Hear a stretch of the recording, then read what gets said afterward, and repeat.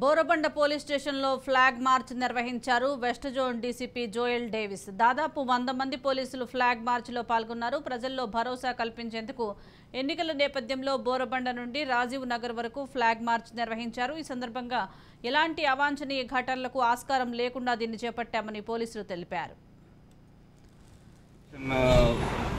బందోబస్తులో భాగంగా ఈరోజు flag March చేయడం జరిగింది. అది flag March Borabanda police station నుంచి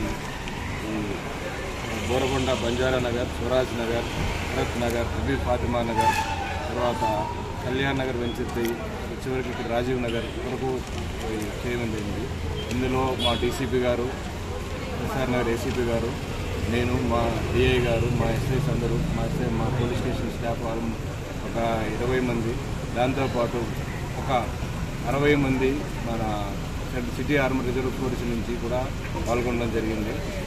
దీని యొక్క ముఖ్య ఉద్దేశం ఏంటంటే ఎన్నికలు కూడా ఎటువంటి ఫ్రీ అండ్ ఫెయిర్ ఎలక్షన్స్ ప్రశాంతంగా జరపాలనేసి మా పోలీస్ శాఖ ఉద్దేశం. దీంట్లో ఏవైనా ఎటువంటి ఇందులో ఈ రూట్లో మేము 16 పోలింగ్ స్టేషన్స్ ఈ ఏరియాల్లో కూడా ఎటువంటి కొంచెం హిందూ ముస్లిమ్స్ పాపులేషన్ ఉన్న దాంట్లో కూడా ప్రశాంతంగా అందరూ కూడా తమ ఓటు హక్కును వినియోగించుకొని ప్రశాంతంగా ఈ ఎలక్షన్స్ చేయాలనే ఉద్దేశంతో ఈ ఫ్లాగ్ మార్చ్ నిర్వహించడం జరిగింది.